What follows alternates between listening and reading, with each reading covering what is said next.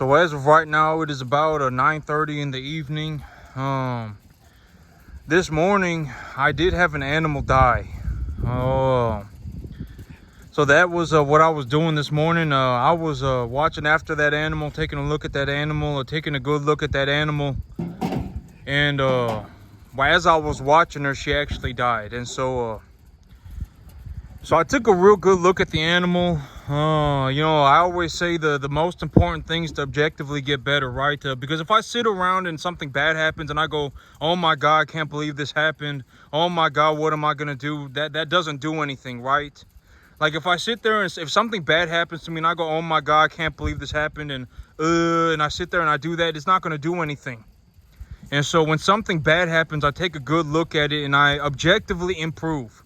I say, what do I objectively believe happened? It's not just something bad that happened. Something must have happened, right? I mean, take a good look at it, see what happened, and in the future, just do better. That's the big thing about objective improvement, right? Take a good look at it and see what happened. And with this animal in particular, with this animal in particular, the thing that I noticed about her was that she was drinking enough water. She was drinking plenty of water, but her eyes were still sunken into her head. And so what I believe happened with this animal is that she needed milk. That is what I believe is what happened. I believe that she needed milk. And that's one thing. And when I give this information to people, you got to understand that I run cattle legitimately 7 days a week. I run cattle all the time. I've seen a lot of stuff with cattle. I've seen a lot of things that could potentially happen with cattle. I've seen a lot of it. Most of it I've seen. I would say about 95% of anything that could happen to a bovine, I've seen it. And so one of the things that happens with these animals when they're at 200 pounds is that they may be 200 pounds, but they still may need milk. That's one of those things that I just completely overlooked it this time around. It's pretty easy to notice if the animal is okay. So if they're 200 pounds and they're not eating anything, that's a major indicator that something is going on with that animal. That animal needs to be looked after immediately. If they're not eating anything after 24 hours, if they are not eating anything, that is a major indicator that something is wrong.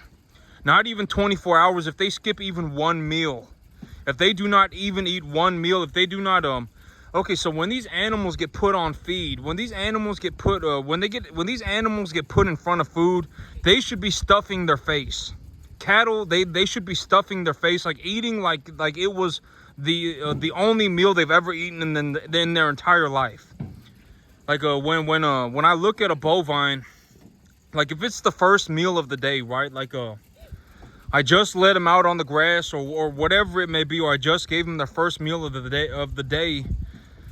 They should be stuffing their face. They should be eating they should be eating like they are starving, legitimately. That is how they should be eating. If you put them out on grass, they should be chewing up that grass like they are starving. If they are not, that is a major indicator that something possibly potentially wrong with that animal. And I believe that what happened with this animal was that the animal needed milk. I needed to get the animal milk, and I missed it. I missed it because I just need to do better, right? I just need to do better. So as of right now, in terms of doing better and objectively improving, I've brought home 34 animals and I've lost 3 of them. So I brought home 34 animals and I lost 3. And so my death loss percentage is somewhere around 7.5. I don't know exactly how those numbers run. Somewhere between 5 and 10%. And I'm just gonna be honest. When I look at what happened, and when the things that happened to me, when they happened, I took a good look at it because, okay, here's the thing about the farming business, is that under any circumstance, there is legitimately zero circumstance where all of your animals make it. You are going to have to just accept that. Somebody needs to do this work, and whoever is doing this work is going to just have to accept that some of your animals are gonna die. At the end of the day, it just is what it is. If you legitimately, if you go into this business and you're going around in circles and you're just, a moron, and legitimately, you are naive, or you're just a moron, and you think that you can save every single one of your animals, it's not going to happen. You are going to have animals die. It just is what it is. Who knows exactly why it happens? Or sometimes there's a, you know, your animals get sick from the sale barn. Sometimes you're whatever. Sometimes they're just walking around and they don't know what's going on, and they drink a massive amount of poo-poo water. I mean, something is gonna happen, and you are gonna see animals die. It just is what it is. It cannot be stopped. Some of your animals are gonna die. And you know, we do not live in a mystical, magical wonderland where all of these animals just survive. I mean, it just will not happen. And so, but granted that I believe that I can objectively improve that percentage. I have about an 8% death loss on my animals. I have about an 8% death loss, and I believe that I can improve that. Objectively, I believe that I can improve that, and I have created plans and outlines for the future. If I bring home a bottle calf, or if for whatever reason that I end up with a bottle calf, I leave the bottle calf separated on their own, completely separated from the entire herd, and I put them on a 2-dose vaccination program. I put them on a 2-step vaccination program. I give them a killed vaccination and a modified live vaccination. I give them once the modified live, so I give them the killed vaccine, and 2 weeks later I give them the modified live vaccine, and I also give them the blackleg tetanus. And after they get the modified live vaccine, and they've been on their own for 2 weeks, so that the vaccination has essentially gone throughout their body, they should be at least 150, somewhere between 150 to 200 pounds, and at that point they can be introduced to the herd. But little bottle calves need to be separated from the herd entirely until they are, you know, a 2-step vaccination, everything good to go. They are 150, 200 pounds. At that point, they can be introduced to the herd. So in the future, I have outlines and plans in place for how I can objectively improve my bottle calf, how I am going to work on my bottle calves. And number two, the animal that I lost, if the animal is having severe diarrhea, if the animal is having such bad diarrhea that I legitimately go, oh my God, what is happening? Like, I remember when I saw this animal, the diarrhea was the worst diarrhea that I have ever seen. Legitimately, I mean, it was the worst diarrhea that I had ever seen. And if I see something like that in the future, what I need to do is give them sulfamethazine. I need to give them a sulfamethazine tablet. And number three, the animal that I lost, number three, if any one of my animals even remotely look sick, if they even remotely, because here's the thing, is that I look at cattle 7 days a week. I am legitimately out here looking at cattle 7 days a week. 24 hours a day, 7 days a week. I am in the cattle business, so I am looking at cattle all the time. If my instinct is saying something is going on with this animal, I need to listen to that voice. If my instinct will pick it up before my mind does. My instinct will. If I look at an animal and I say something is wrong with this animal, even if there's a 2% chance that, because here's the thing, is like when I look at these animals right now, right?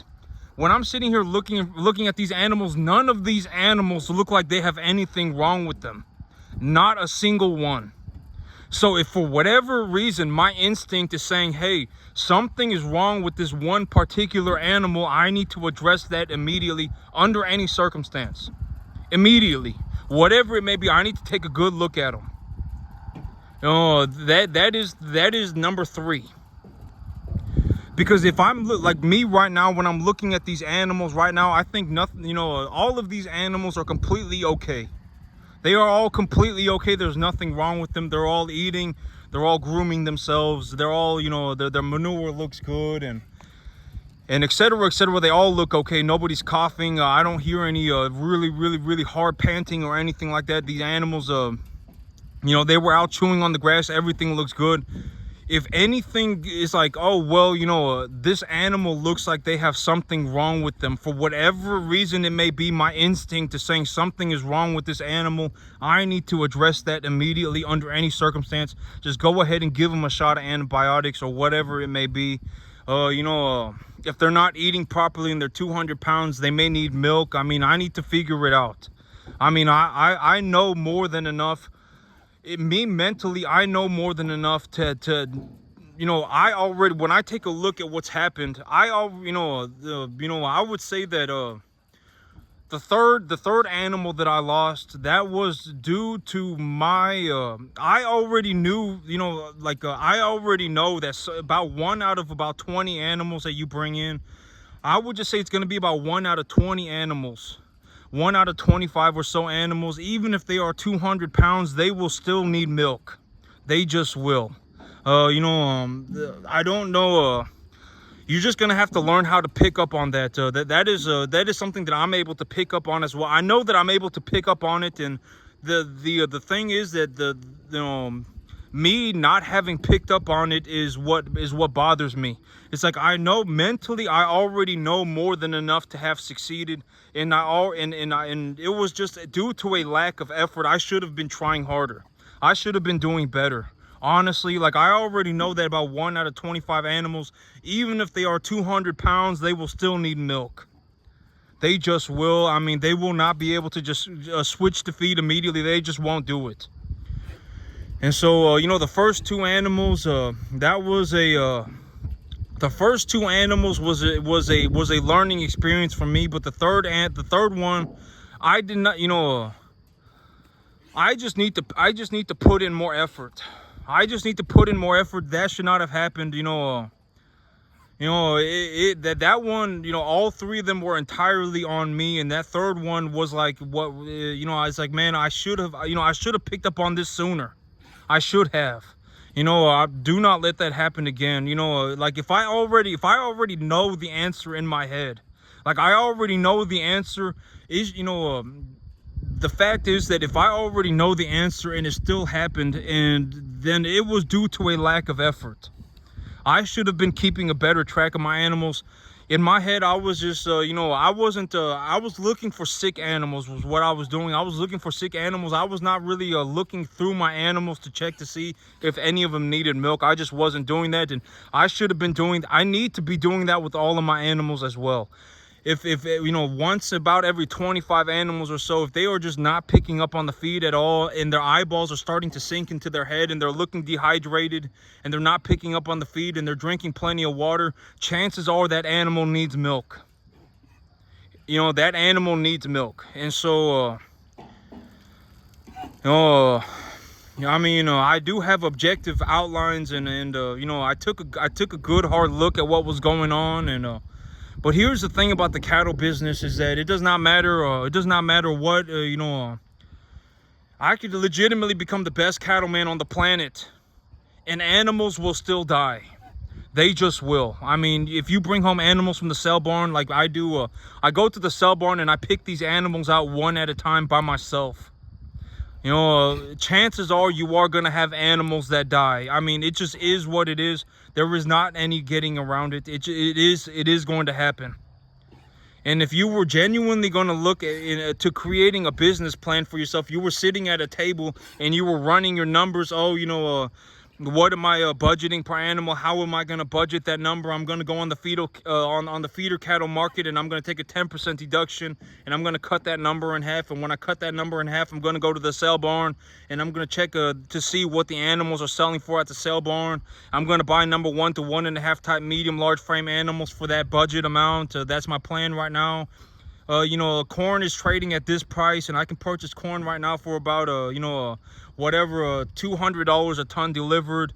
And if I purchase corn at this price, and I purchase there's a farm here locally that is selling an 18% hay for $150 a ton. It's a real high quality dairy quality hay, and they're selling it for $175 a ton. And that dairy quality hay, they have a feed test done for it, and it's 18% protein and 60% energy. And I can purchase a roughage quality hay for and when I went and I looked at the farm that this hay was being harvested at, I eyeballed it. You know, I eyeballed it objectively, correctly. I eyeballed it, and I said, okay, this hay is probably about 6-7% protein. You know, 5-6-7% protein and about 50% energy. So if I blend this hay with the high quality hay, and then I mix it with the corn, I can if I feed the animals at 2% of their body weight a day, and then they get put out on the grass. I have a grass right now that is that is in a middle to, or that is an early flowering. It's starting to seed out. And the grass that I planted, it is this cultivar of grass, and I put 50 pounds of nitrogen on a 5:1:3 NPK, 5:1:3:1 NPK sulfur ratio.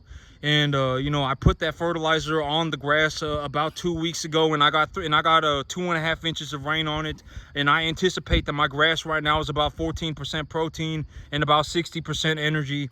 And so if I let the cattle out on that, and I feed them that grass, and I mix it with the rest of their diet, and I feed them roughly 3.25% of their body weight a day of a 65% TDN variable protein diet, depending on what weight my animal is at, I can feed them a variable protein diet. And when they're a lighter weight, I give them a higher protein feed, and when they're a higher weight, I give them a lower protein feed.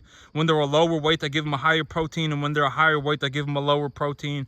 And when I do this, and if the feeder cattle market stays within these ranges, and I utilize this much money to produce that food and to provide these animals with that food, if I make a net profit of $2 a pound on each pound of gain, and I put 450 pounds on the animal, then that's $900 that's going into my pocket, which is high, but you know, I probably won't be, it'll probably be closer to about 175. Or so if I put you know, roughly I'll put about $500-600 of net profit in my pocket. Rough idea numbers. And as I go, as long as I know the numbers do not have to be perfect, but as long as I objectively have an idea of what it's going to cost me and what I am doing, it does not matter if I'm only 90% correct. Even if I'm 10% incorrect, it is better to have the plan. I guarantee it is better to have the plan. You should understand how much money is going into your farm, what your animals are eating, how much weight are they putting on, you know, how much money do you anticipate you're going to make. You should have an idea for these things. You should. I'm just going to say it outright. You know, I have an idea for these things. Like when I look at my grass and I say, okay, you know, I'm going to plant this grass, and whatever it may be, you know, I'm going to put this much fertilizer on my grass, and it's going to cost me this much. And you know, I'm going to need to provide these animals with a total mixed ration for this many days. I map the numbers out, right? And if I feed them a 3.25% of their body weight a day and 2% of their body weight a day in a total mixed ration, 65% energy, let's say 12% protein, and I can purchase this hay. I can purchase a 900-pound bale of hay for $60, and I can purchase a tonnage of corn for $200, and I can purchase a tonnage of 18% hay for $175. So if I mix these three together, and I know the prices that I'm paying per tonnage, and I need to feed the animal 3.25% of their body weight a day, or if I'm looking to feed them 2% of their body weight a day, then I'm gonna put these numbers together on a piece of paper, so that it's like I'm gonna, you know, I need to blend these three ingredients together so that they meet that 65% TDN, 12% protein diet, and then it's going to cost me this much. And if it's 2% of their body weight, and I have 42 animals, and I estimate that the average weight of my herd is 450 pounds, that means each animal is going to need to get 9 pounds of feed a day, and 9 pounds of feed is going to cost me this much. And over the next month, I anticipate that if I feed them this much, they're going to gain about 3 pounds a day. My animals are at a body conditioning score of about 6 right now, 5 or 6, and if I need to put a minimum of 2.75 pounds a day on each animal, realistically I would like to be closer to that 3 pounds, because I want to get them from a body conditioning score of 5 to 6. You need to have an idea of what is going on objectively. This is what I mean by, you know, if you want to move forward in life, you need to have an idea of what is happening objectively. You cannot just start, okay, here's the thing about being in La La Land. It's like walking out into the forest. If you walk out into the forest without a plan, if you legitimately have zero idea what's going on, and for whatever, only God knows what reason why, you have decided that you can traverse this forest, right? You believe you were just born with the answer. I was born with the answer, and I can make it through this forest. It does not matter. I for whatever reason, only God knows the reason why, I've decided that I can walk through this forest and not without any idea of what is going on. I can make it through the forest. Chances are, if you start walking through the forest, you're going to get turned around and you're going to start doing circles. You're just going to start, either you're going to start doing circles, or you are going to start going the wrong way, and then you're going to get turned around, and then you're just going to do zigzags and turn yourself, whatever it may be, right? You need to have an idea. Okay, I'm going to go downhill. or I'm gonna find a river and I'm gonna follow the river. You need to have some sort of a plan, right? Like, I'm gonna look for a river and I'm just gonna start walking down the river, and I'm only gonna walk down the river, or I'm only gonna walk downhill or something, right? And you need to have an objective plan. It cannot just be, I'm just gonna walk out into the middle of nowhere and you know, I was born with the answer and it's la la land time. I'm here to have a mystical, magical journey, and then you're gonna get turned around and you're gonna start either doing circles, or you're gonna go forward and then backwards and then zigzag around for a little bit, and then you're never gonna get anywhere. And so you need to have an objectively correct direction for why you are headed a certain way. I guarantee it, if you want, you know, you will get much further in life. I can almost guarantee it if you objectively have a correct direction. If you are going a certain way for a certain reason, and it is objectively a good reason, then, you know, you will get further. You just will. And, you know, anytime something bad happens to me, or, you know, I'm not going to say it's something bad, because if something happened to me and it made me worse, right? If something happened to me and it made me worse, then it's a bad experience. Like, if something happens to me and then I go, oh my God, I can't believe this happened to me. Oh man, you know, pity party time. I was supposed to be on a mystical, magical journey, and you know, it's and it turns you into pathetic, or whatever bad thing that, you know, it legitimately puts you in a downwards trajectory, right? Then that is a bad experience. But if something happens to you, or even me, this is how I see it: if something happens to me and it turns me into a better person, then it was a good experience. If something happens to me and it turns me into a better person, objectively a better cattleman, or whatever it may be, then it was a good thing. It was a good thing, and tomorrow I'm a better man for it. And you know, they say take your lickings and keep on ticking, right? And I mean, there is legitimately zero way that you're going to be able to go through the world without taking your lickings. I mean, you just can't. You know, hard, difficult things are going to happen all the time. It is, you know, it is ridiculous. I mean, you are either very naive, or you are a complete moron if you think that bad things and hard things are not going to happen to you. And so, I mean, it just is what it is. I mean, hard things happen. Life is hard. You know, life is difficult, and it just is what it is. But that's it for me today, YouTube. Y'all have a good one.